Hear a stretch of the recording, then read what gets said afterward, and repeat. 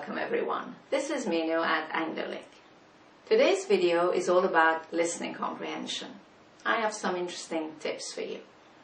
This is particularly for those of you who still find it a little hard to understand native speakers, or watch television in English, or listen to the radio in English.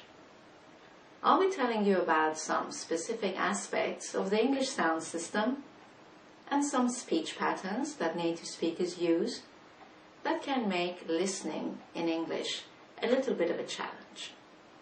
By the end of this video, you will have a really good understanding of where the difficulties that you might be facing come from and what you can do to overcome them and really improve your listening comprehension. So, when you're ready, let's begin. Right. Today I'd like to share 3 keys with you that will really improve your listening comprehension of native speakers. Let's look at what these 3 keys are. The first thing is to understand what makes native speakers hard to understand.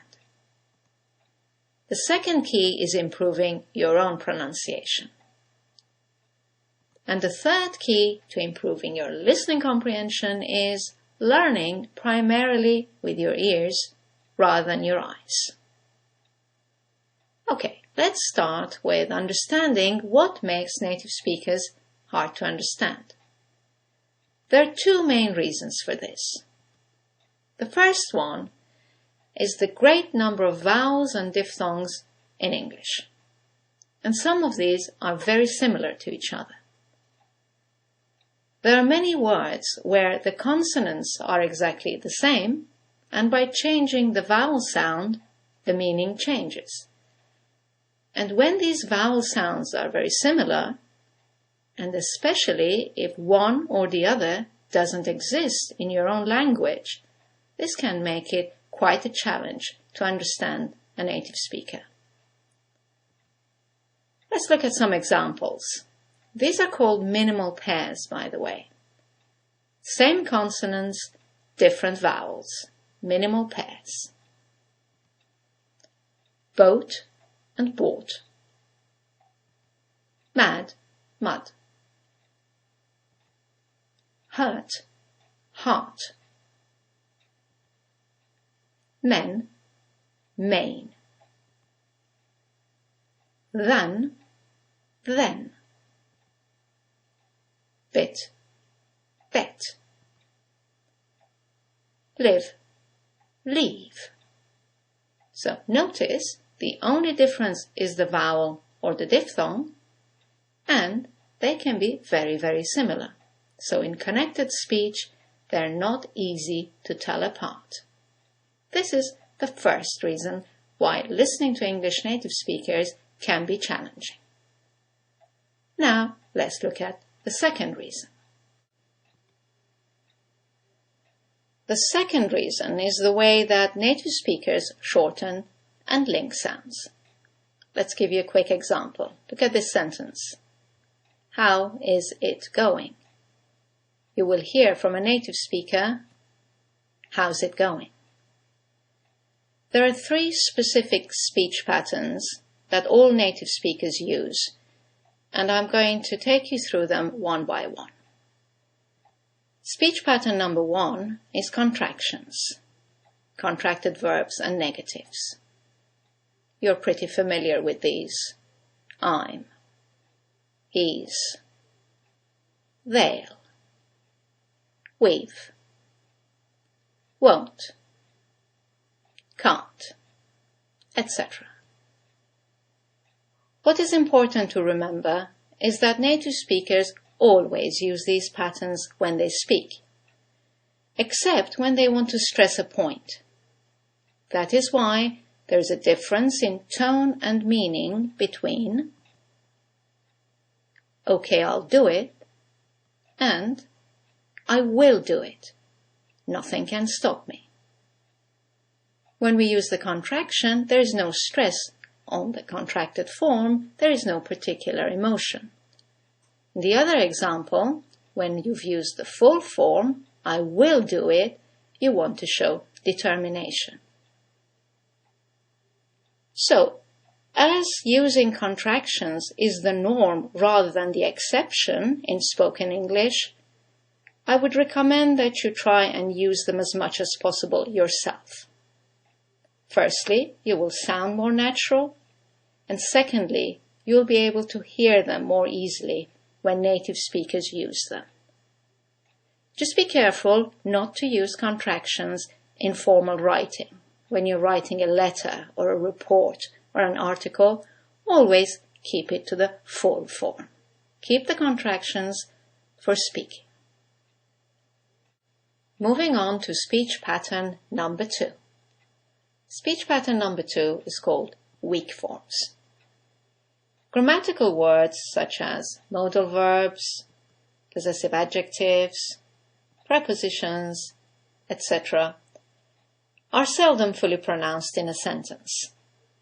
The vowel in them is reduced to a shorter vowel or disappears completely. Let's look at some examples. Here we have the modal verb can. In the sentence, it will sound like can. The vowel disappears. I can ski. Let's look at another example. Possessive adjective my. Very clear in isolation, my. But in the sentence, it sounds, here's my book. You can hardly hear it. And another example, preposition for. In the sentence, the vowel is reduced to f. It's for you. Now, you don't need to use these weak forms at all when you speak, as your message will be even clearer without using them. However, you do need to be aware of them and anticipate them when listening to a native speaker. Let's look at speech pattern 3, which is phonetic links. Generally, any word that starts with a vowel is linked to the previous word, and this makes it hard to hear each word distinctively. Let's look at some examples. He works as an engineer.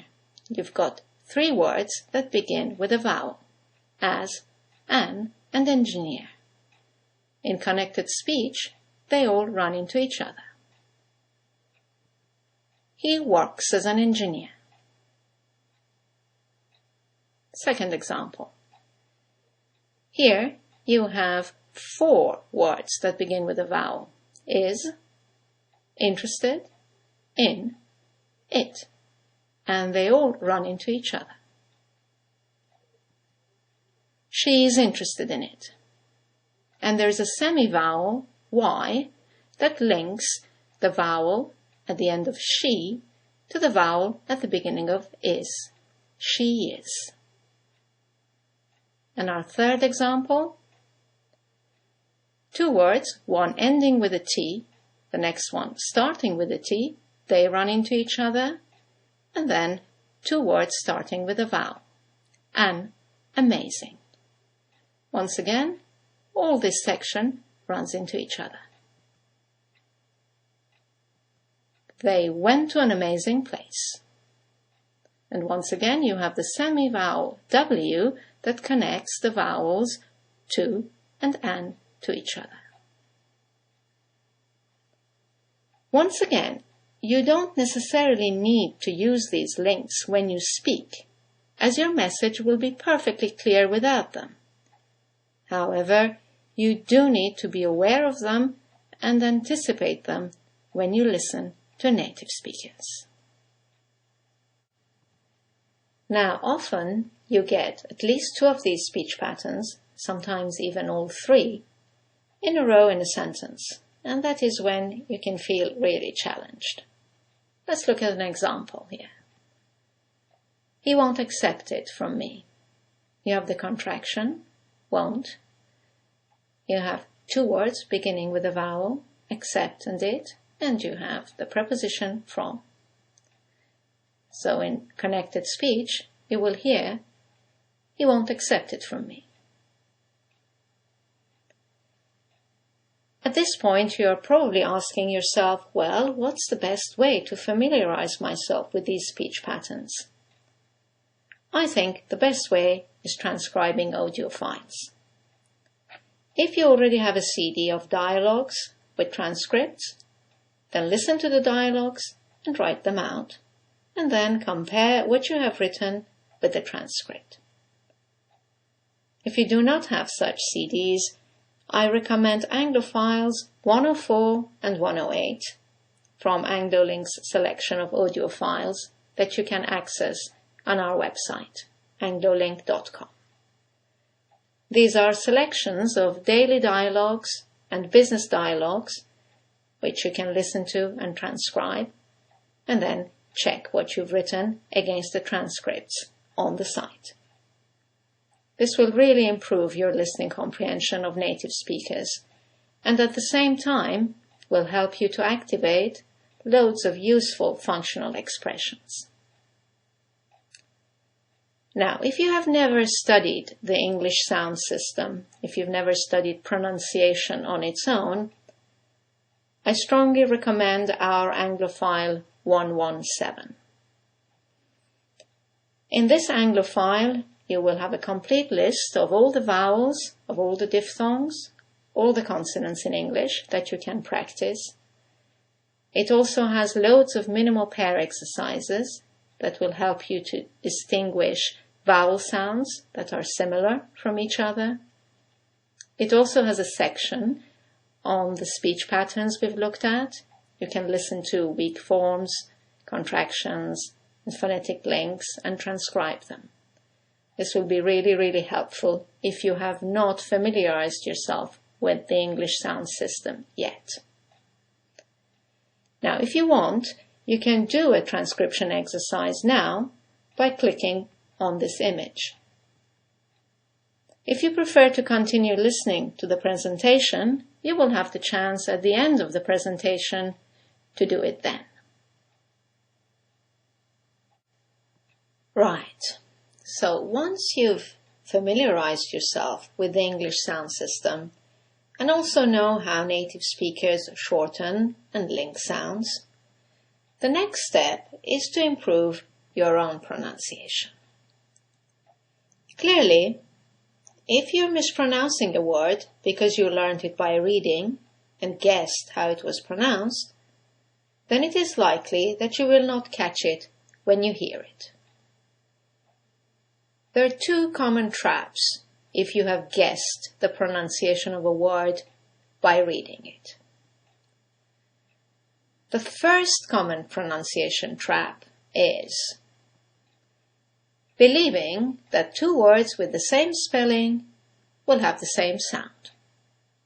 Let's give you an example. If you think that the combination of letters E and A always sound like E, as in Jean, then you will mispronounce the following words. Great. Hear. Learn. Instead. So, this is the best example of the same combination of letters, EA, having 5 different sounds. Another tricky letter is the letter U. If you imagine that the letter U always sounds like U, as in put, you will mispronounce the two following words, judge and furious, because the letter U is sometimes U, many times A, and occasionally U. Okay, let's look at the second common pronunciation trap, which is word stress. In many languages, the strength of your voice is spread equally among the syllables in a word. In English, however, if you have more than one syllable in your word, you have to decide which syllable or syllables take the stress of your voice and which ones are de-stressed. Let's look at an example. Here's a word with 4 syllables. Now, Let's decide which syllable takes the stress. Is it the first one, development? Is it the second one, development? The third one, development? Or the last syllable, development? In this case, it's the second syllable, development. Now, you couldn't know that unless you have heard the word many, many times. Let's look at the second example. Let's look at these two words. They seem very similar in their spelling, so you would expect them to have the same rhythm, the same music, the same word stress. However, in the first one, it's the second syllable that's stressed, and in the second one, it's the first syllable, and that changes the pronunciation completely. The first word is propose, and the second word is purpose. So what is the conclusion of the examples we've looked at the pronunciation traps we've looked at? Well, the conclusion is that you have to avoid guessing how a word is pronounced. Always check the pronunciation of the words that you're learning. Either ask someone or use a talking dictionary. Talking dictionaries are now widely available on the internet, and you can listen to the word several times, and with some of them you can even record your own voice and compare your pronunciation with the model, which is an excellent exercise. Again, you don't need to be 100% correct in your own pronunciation to be understood. But if you have not heard the correct pronunciation of a word enough times, you risk not catching it when it is spoken by a native speaker in a stream of other words with phonetic links and weak forms surrounding it. So do work on your own pronunciation. It's an important key to improving your listening comprehension. And finally, to the third key to improving your listening comprehension. Learn primarily with your ears rather than your eyes. Now you have a better understanding of why native speakers are not always easy to understand, especially if you have learned your English out of a book. It's for the simple reason that what you see is not what they say. Therefore, the best way to learn new words and expressions is by first hearing them, then seeing them in writing. So here are some final hints on how to use your ears instead of your eyes. Listen to audiobooks rather than read the printed version of the book. Listen to the radio and watch programs and films in English as much as possible. Even if at first you understand very little, this is a great exercise to tune your ears into the sounds, rhythm, and the music of the language. You will be surprised how quickly you will start to hear and understand more and more. If you're using a course book, work more with the accompanying CD than the book itself. And finally, if you're using a word you have learned by reading and have never heard it before, make sure you check the pronunciation. To give you more tools to improve your listening comprehension and pronunciation, we have recorded all the grammar exercises that you have access to on anglolink.com. These are available as audio files, and they ensure that you also learn the correct pronunciation and intonation of the important structures and the useful expressions that we have included in our Anglopedia. Now, if you didn't do the transcription exercise earlier on, this is your chance to do it now. Well, I hope you've enjoyed this video on how to improve your listening comprehension and found all the tips useful. Thank you for watching. I look forward to seeing you in our next video. Bye now.